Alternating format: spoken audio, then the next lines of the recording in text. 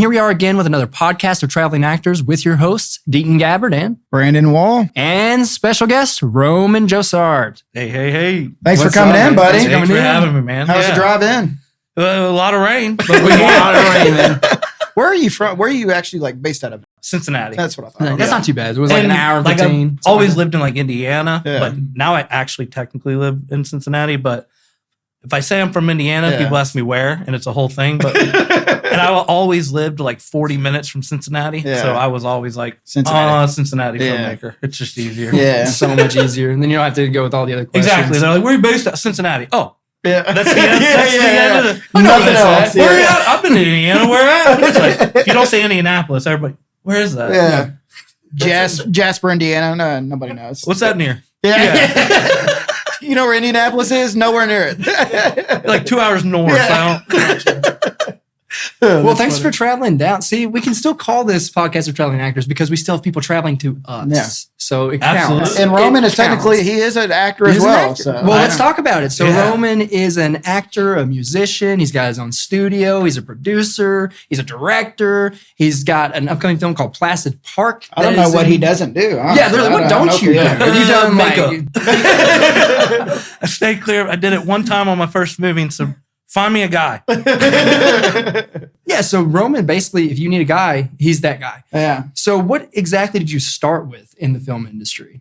I guess technically it was directing. Directing you started with? Wow. Yeah. So I started in 2013, and it was with a film called The Campground. And it's a whole, I've told this story on another podcast, so I won't go super deep into it. But basically, I was peer pressured into it. I wrote the script all through high school. Okay. And then after high school, I had a band all through high school. We were called the Dropout Graduates. Okay. And after high school, we broke up. And all through high school, it was, I'm going to be a rock star. Yeah. There was I wasn't going to do any other career path. Well, then at I think it was 20, the band broke up. And I was just like, shit. Now what? 1 year later, shit. Shit. Like, what? I'm 20. I'm in my 20s now.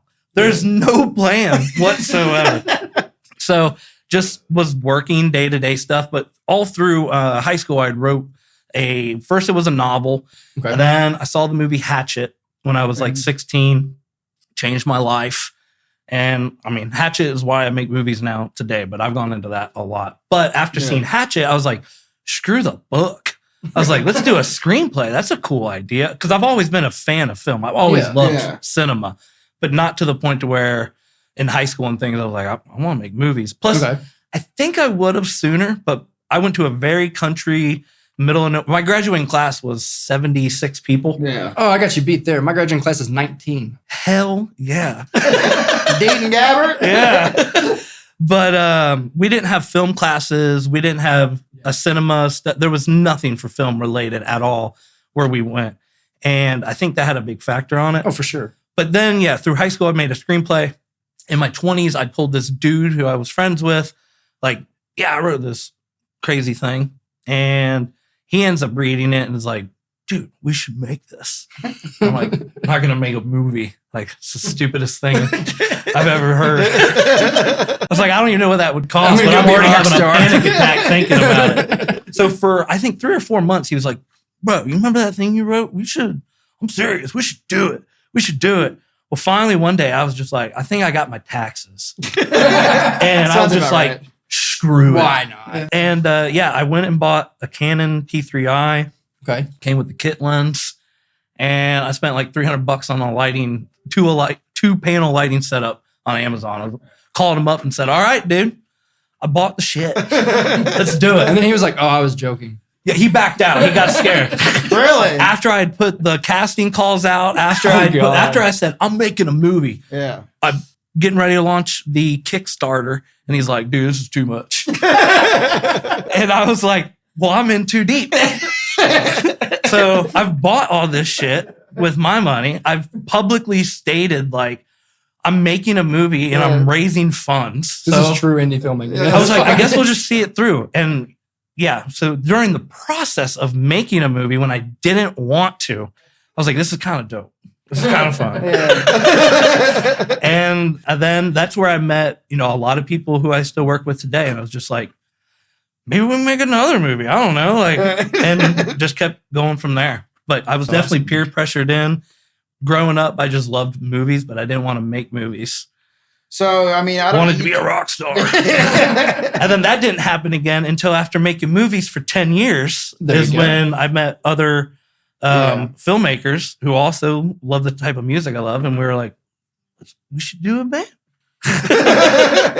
And you try that again. You're like, I don't want to do that anymore. I'm a filmmaker now. Yeah, it was real ass backwards. Yeah, that's funny. So, is there one project that you've done or you've been a part of that you're like, this is the one that I absolutely love? Like, this is your baby.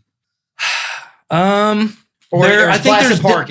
Placid Park's gonna be it. I know it will. Like Placid Park, I came up with in 2019. Yeah. Oh wow! I've been trying, and I knew it was all about timing because I knew what this movie could be. It's always been in my head, and it won't leave me alone. I was told the other night I was sleep talking and I was having a conversation with my main character that's in the script. I was just saying his name out loud in my sleep. And I'm like, yeah, I need to make this damn movie. Was it one of those eating me weird alive. dreams? Just like saying the character's name. And she's like, was you're it just like talking about moaning your or- character. It's like, I don't know. What was that? I just watched Talk to Me, where the girl's sucking on his foot, but she thinks the demonic spirit sucking on his foot. The guy wakes up and she's just fucking going at his foot. And, that's what he's doing. Yeah, like it won't leave me alone. Tommy! So it's been in my head what it can be since 2019 when I came up with it. Yeah. And so I know what it can be. It's just we gotta, get it out of here. Well, tell us about it. What is what's Placid Park about? what's it about? So at the base core of it, 7 friends are going to a state park, Placid Park. I kind of, when we're writing it, I kind of base it off of Red River Gorge. Okay. So it's just a big state park area, thousands of acres, no cell service. You're just in the wilderness. Okay. And they go out there to go camping, and they're going to go hiking. They're going to take some shrooms, some psychedelics, and just have a good time together. And while doing all of that, a cosmic monster Oh my god. shows up. That's wild. And now it becomes a fight for survival. So one of their friends, as they're coming up on the drugs, basically the monster just shows up and wreaks havoc. That's so cool. And now it becomes a survival in the woods. Everything looks the same. And these people are tripping. And it's, oh my god. there's the added, effect of what is happening. Yeah. And visually, I'm sure you've got some like cool ideas for Oh, like, yeah. how you're going to do it, cinematography. And that's what I mean. Like it's been Yeah. in my head for so long. And I came up with it at a music festival. We were sitting on the lawn.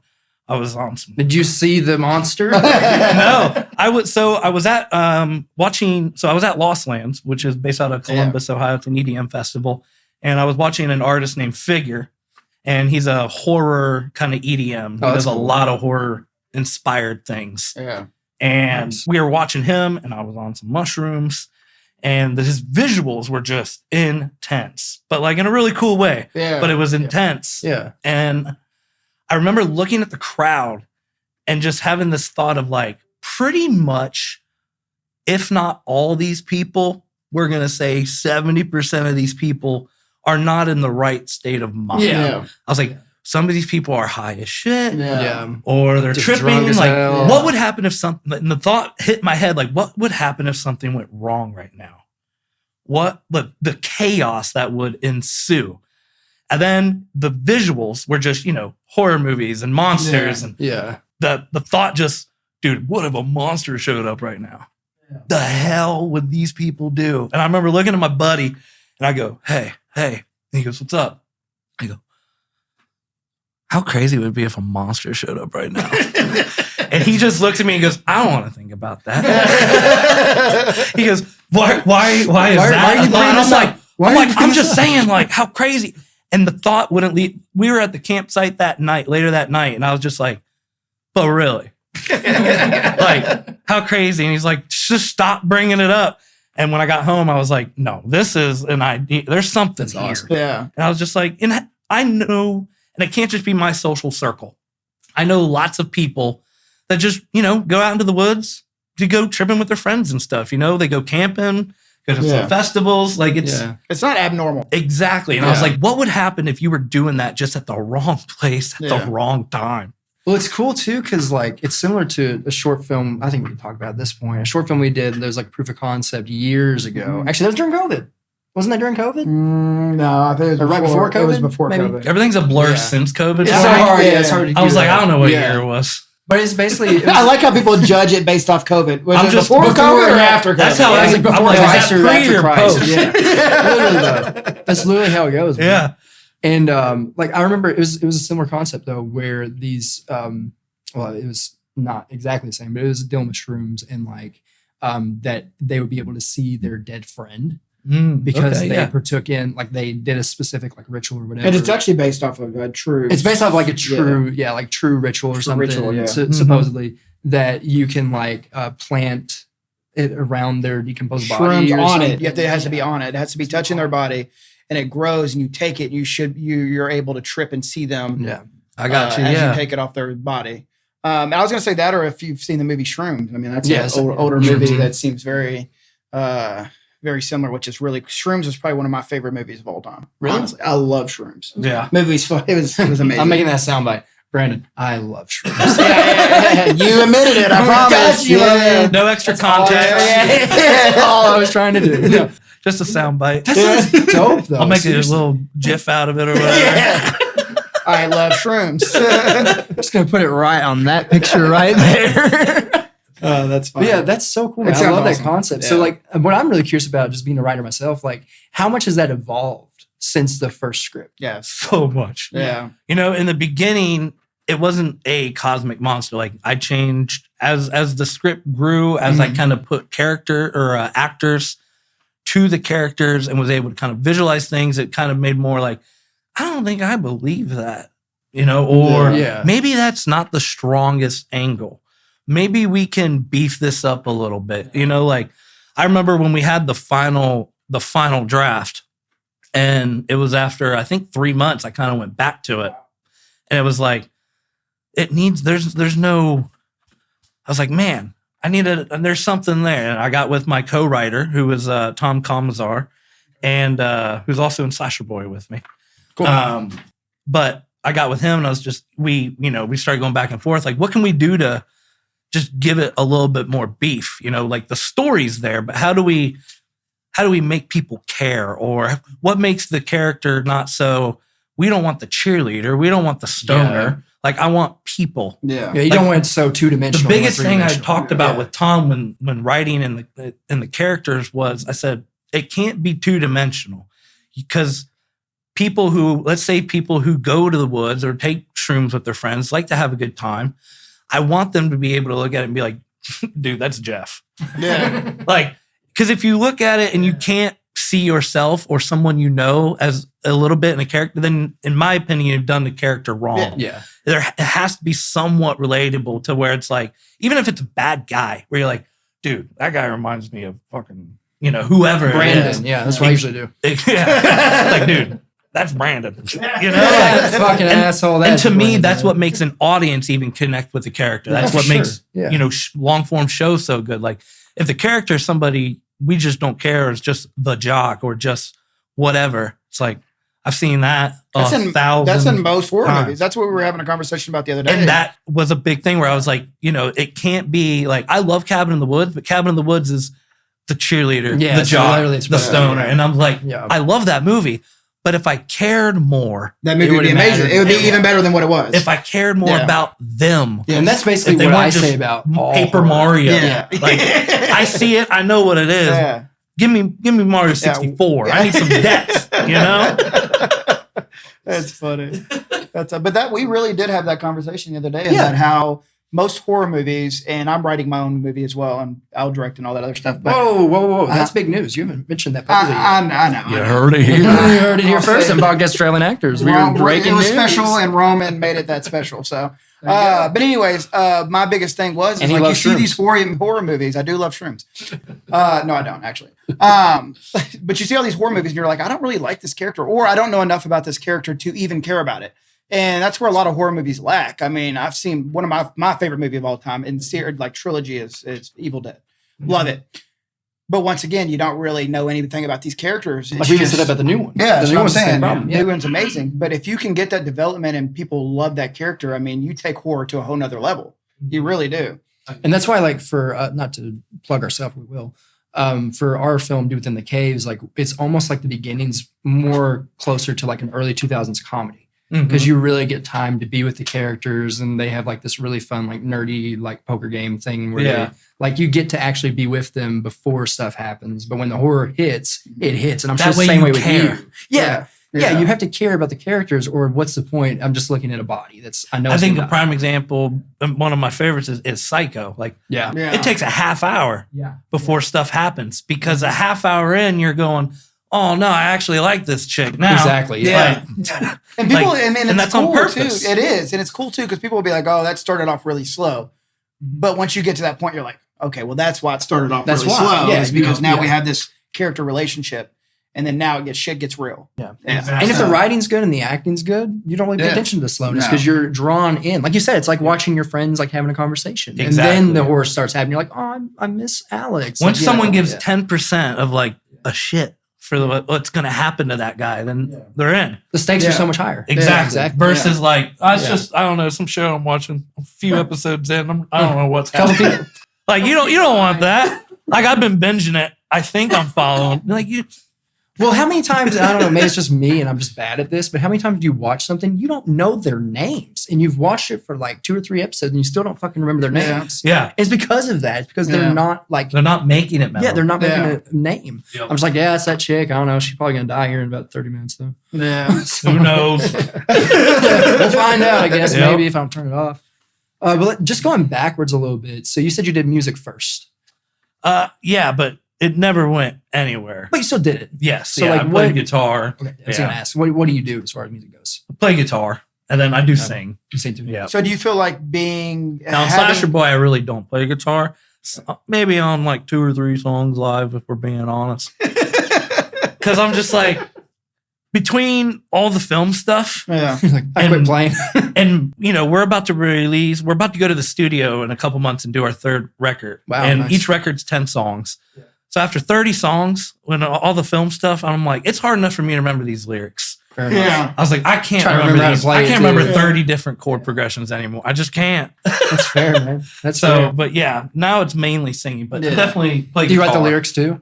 I'm assuming you write the lyrics and the melodies? Tom actually does pretty much a lot of the Slasherboy stuff. That's cool.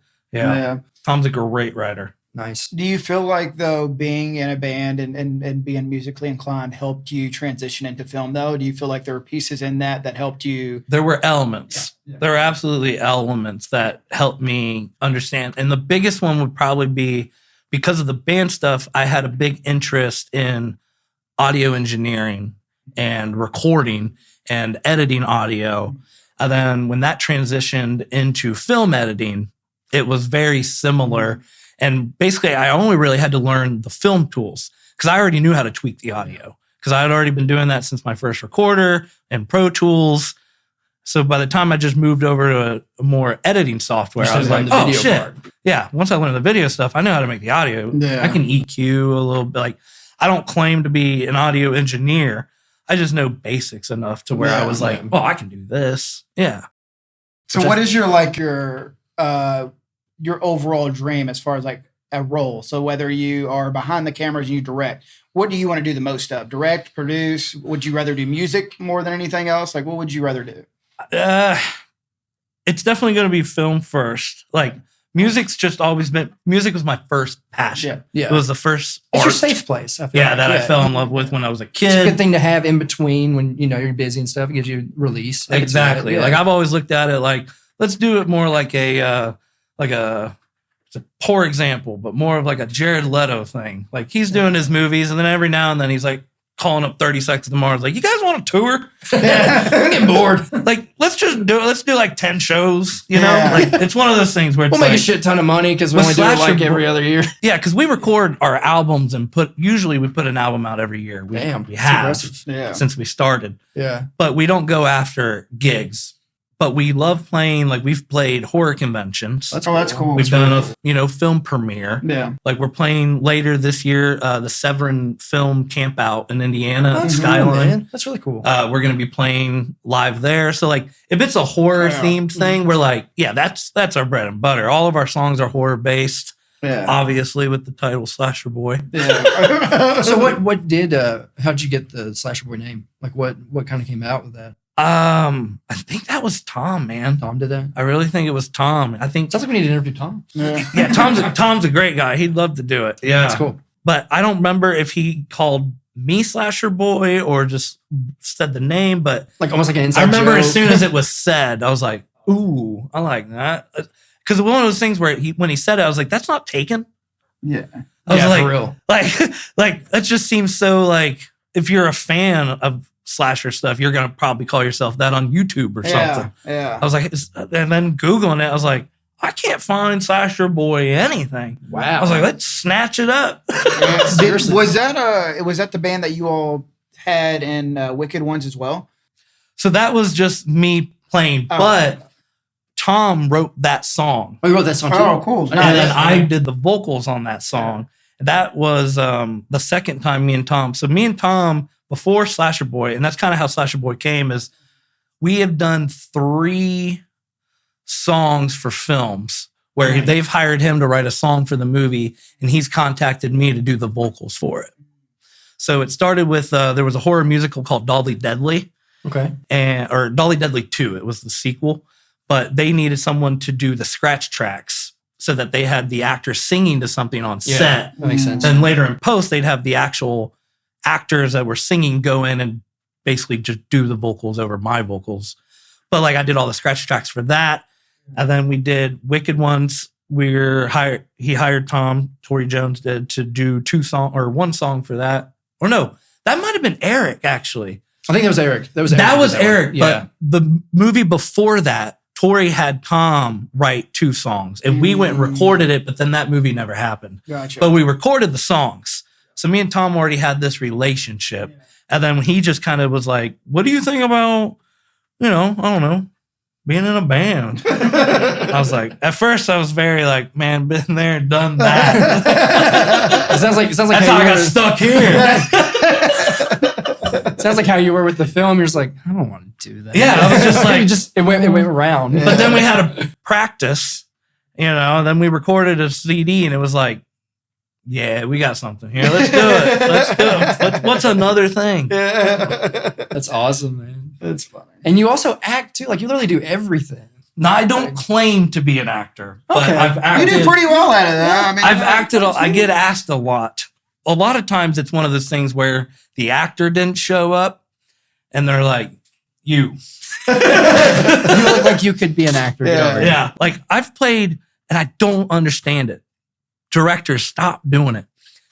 I've played a cop like 4 times. Yeah. They just like, what's your size? I'm like, I have gauges. I have long, like, tell me one cop. There was one movie that did it right when they needed to be a cop. They're like, but because of like your appearance, we're going to make you an undercover. Yeah. That makes a lot more That sense. makes a lot more Yeah, that sense. makes I was like, way you're more the sense. first person to think this. I was like, everybody else is just like, put a badge on them. I'm like, nobody's I going to believe believe it. it. Well, let's It's go. Like, Oh, I remember. Wasn't it you and Tori that did the cops for Wicked Ones when they were walking the kids out? Weren't you in that as well? That scene? so Whereas- Tori walked the kids out. Yeah. And so in Wicked Ones, Yeah. I had the silver hair and I was Oh in yes, the band. yes, But yes, in yes. the Wicked One, Yeah. I had grown this huge beard and I was, walking Jack down the hallway. I was a security guard. I was actually the first one that got killed. Yeah. And then the Wicked One escapes. So it's all my dumb fault. Anyways, that whole movie happened. You I was like, if he didn't typecasted kill your me, own self. if I wasn't a dick, probably would have been a short movie. Yeah. Speaking of Tory Jones, you're a producer on The Boy from Below, aren't you? I am. What yeah. can you tell us about that since we couldn't get Tory on? That is exciting. I'll talk about what I know is public. Yeah, we're gonna try to We trip you go up, into Tom Holland. production in like 3 weeks. I think we go into production 27th of next month, Nice. if I'm not mistaken. But yeah, it's a Wicked One reimagining That's of cool. the Wicked One. This is kind of his, like, me and Tory are very similar. We started off kind of together. We kind of came up at the same time together. I think this is my fourth or fifth movie producing for Tory. Yeah. Okay. So it was really cool because it got to this point where he's like, our resources have become a lot bigger. Mm-hmm. What if I told the Wicked One story how I wanted to? Yeah. Now that I can. That's awesome. Now that, the budgets allow it, now that we have access to, different actors and more actors and more crew. And, Yeah. We've been doing it for 10 years. Yeah. We know different people now. Yeah. What if we did it again, but with a really cool team? And that's kind of where it all started. That's awesome. And for him, where it all started for, just like, well, if I'm going to do this, I'm going to do an original version of it how I want to do it Yeah. versus what he was limited to back of when we course. did it back in the day. Yeah. And, so that's kind of where the whole idea for The Boy from Below instead of Wicked One kind of Yeah. came from. Yeah. That's cool. And he asked you to come and be a cop, right? No, I'm not a cop on that one. Yeah. Luckily, I think the last time I've been a cop was They See You, and I died quick. I could see you being like a video clerk or something. Yeah. Somebody- You killed me. Yeah. Who, me? So, and I They was the See You? clown. Did I kill you? No, you I don't think died. so. You I died too first. soon, I think. Yeah. You died too soon. I got ambushed by like 3 or 4 of you guys. No, Tory can only handle me on set for so long. And he was like, get the fuck out of here. You were having too much fun doing what you're doing at the car anyway. So, Yeah. yeah. He's like, I don't know. Let's go. Rehearsal. Yeah. I said, "Oh shit!" I just fell. He Yeah. said, I are said- we acting right now? I said, "Listen, we don't want to like have a bunch of bad takes, and that's just embarrassing. Yeah. We should probably rehearse." Oh, man. That's funny. Well, we kind of already asked Colin this. We had another musician on. I know. I wish I saw him here. Yeah. Oh, he was originally going to stay a little bit, but then I don't know. He ended up. Yeah, saying he's a yeah, great- he's a yeah, great yeah. guy. I love Colin. It's Yeah. great. We worked on one film together, and I was just like, "This dude's dope." Which one was that one? Emerald Forest. Oh, yeah. I forgot Yeah, I was part the of that. gaffer on that. Yeah, we can go ahead and give Darren Lee Cupp a shout out. for Yep, that Darren's one. the man. Darren's awesome. He just released that proof of concept. Go check Definitely it out. Check that out. Yeah. The Emerald Forest. Mhm. And it's like a reimagining of Wizard of It's Oz kind or of something, a- kind of, isn't it? I'm going to get the year wrong, so it's X amount, but I'm going to say 300 years before the events Yeah. of Wizard of Oz. Okay, gotcha. So even like before Wicked. Way before, before Wicked. yeah, Yeah. way before Oz and all that. Yeah, Yeah. it's so cool though. I love the concept of it. Yeah. Is that just public domain or something now? Is that what's going on there? I'm a gaffer on it, so Oh. I don't know. He's like, I don't know. Like, I don't even know. I just turned the light on. Like they're like, you need a gaffer, and I'm like, that sounds like it doesn't have a lot of responsibility. I'm down. Plus, I've been doing that for probably the last like 3 to 4 years now. Yeah. A lot of my jobs have been from gaffing. Like at the beginning, I was just like, now I really do. I love working with lighting. Really? Yeah, I just love it. I think my last 10 jobs have really been gaffers. That's awesome, man. Yeah. Yep. Good. Like, Well, lighting's gaffers really important. hard Yeah. to nail down too, honestly. And that was the thing. Like, so my first like 3 films, that was always I was like, I hate the lighting. And I would hire DPs, but in the beginning, we're all amateurs. Yeah. So Yeah. like everybody says they can do it, but we're all amateurs. It is what it is.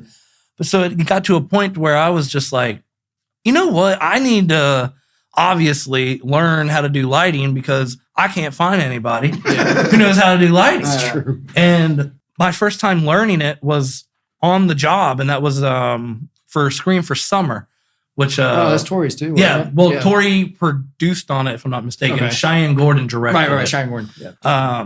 But 6 of 5 was a producing team on it, and we needed a gaffer. And I was just like, you know what? I guess trial by fire. I'll do it.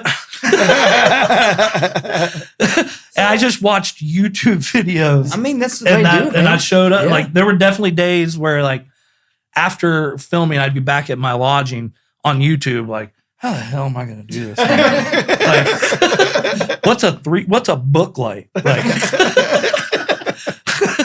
people asking me for stuff. I'm like, yeah, setting it up all wrong.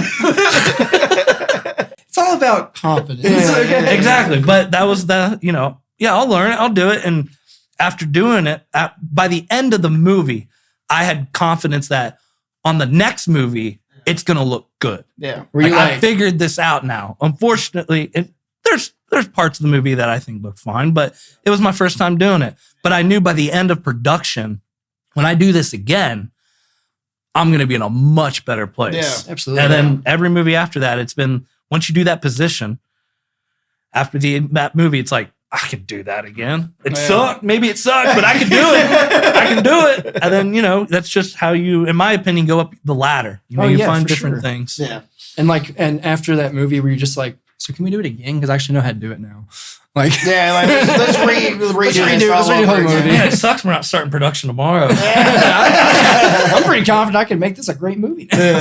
So actually going back to that, so Studio 605, since you mentioned that, like who else in that? That's your thing, right? That's Is it me. just you? Yeah, so I used to own it with a couple other partners. We've gone different ways. One of them was Jack Norman, Okay. who played yeah, the the Wicked one. one. Yeah. And he's playing the boy from below in the new one now. Okay. But yeah, Bring him back. and Brandon Pruitt was also a business partner of mine. He's AD'ing Placid Park for me. Oh, nice. Okay. Nice. I feel like you might have met him on something. Oh, but I'm Brandon, not sure. I know who he is. You know Brandon? Yeah, Okay, I've talked to him. But yeah, so like I used to own it, but you know, 10 years things happen. But you know, we're all for the most part still good friends. We still work together. That's good. Yeah. Jack and Brandon are both working on Placid Park. Couldn't be happier. Yeah. But yeah, nowadays 605 is just myself. Yeah. Okay, I was just curious about it because I remember you've thrown that to me a couple times. I just wasn't sure who all was part of that. Yeah. Well, that's awesome, man. I think we're kind of running out of time here. No, but I'm just, glad you had me on. We could talk about it. absolutely, a little bit. man. Like this is all. I can't wait to see Placid Park. Like seriously, I'm excited, You sold the yeah. shit out of I'm that. excited. It's gonna be And awesome. my producing team on that is Mahal. I'll say real quick, they're a Vegas-based company, but they're amazing. And Hell yeah. I worked with them on a feature down in You say Texas. Mahal? Ismahawk. Ismahawk. The Nightwing Like the ones that do the series Nightwing, on yeah. YouTube. Oh, that's awesome. So Nice. yeah, they're producing on the film, and Wow. they're just amazing guys, and their quality of work is insane. Oh yeah, they're amazing. So that to me is like one of those things where I'm like, in my head, yeah, I already know it's gonna be amazing. what this movie looks Yeah. like. Yeah. We just got to make the damn thing. But Well, how'd you get with we're 2 months away. Did you just reach out to him? I or, was like, the what happened? gaffer on a film that they were the camera team on down in Texas. And it wasn't until like the third day where I realized who they were. And I was like, holy shit, I donated to you guys' Kickstarter. I was like 12 years ago. Yeah. Like That's freaking hilarious. Donate to And- mine. and after that, like I'm a big DC nerd. They were Yeah, big DC of nerds. course. So I was like, we're gonna do something together. And when Placid Park rolled around, I said, yo, it's my hawk.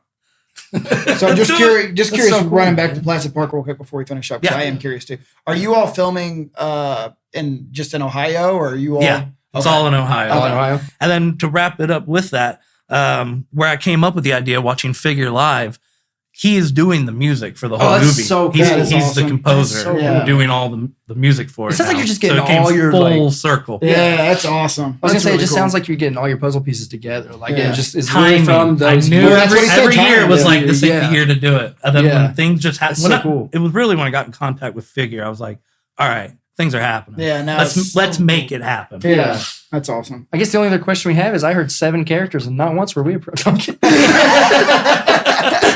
All right. Well, thanks so much for coming on here, Roman. Man, No, It's been thanks for awesome. having me. man, This was a yeah. great time for sure. Yeah. Absolutely. Just to the camera, will you just go ahead and plug like where they can follow you, where they can follow Slasherboy, easiest way to get to Yeah, the Go-Go. absolutely. Placid Park, all that good Yeah. stuff. Slasherboy is definitely on all streaming music platforms, Spotify, Apple Music, Pandora, whatever you use. I'm a Spotify guy, so I usually plug Spotify. Yeah. But yeah, you can find Slasherboy anywhere. We're also on Facebook, where you can, like Slasherboy and follow that. And Studio 605 is the same on Facebook and Instagram. It's technically Studio 605 LLC. But yeah, Studio 605. And for yourself, and how do you find you? Facebook, Instagram, and YouTube. Definitely, you can follow us on YouTube. It's just Studio 605. Got a red 605 dripping blood. You'll know our logo. You just had a short film come out too, didn't you? Or recent? I just shot one. I'm You getting shot ready one. to Okay, I got release mixed up. one. It's Okay. in post. We've Right. got some VFX work that's going on. Was that with it right now. Austin Shell or no? Uh-uh. Okay, That was a that's feature something else. film. Oh, okay. I I knew was you a worked with gaffer them. on that. I knew you worked with them. I couldn't remember when. Okay. Yeah, you just everyone There's a crosses lot. paths in Yeah. this film Yeah. industry. Like I literally would be on set with someone. They're like, "Oh, yeah, I just saw Roman, or I just Yeah. saw whoever." Like, It's just saw crazy. Brandon. It's insane how It many is people crazy. you just kind of like run into. Very great. But I mean, that's all the time we've got for today. Thanks again for tuning Yeah, in to man. the Thanks for podcast. coming Having me, out. guys. Yeah. This was a great time Thanks for again. sure. And thanks again to you, the audience, for tuning in to Podcast of Traveling Actors. We'll see you next time. Until next time.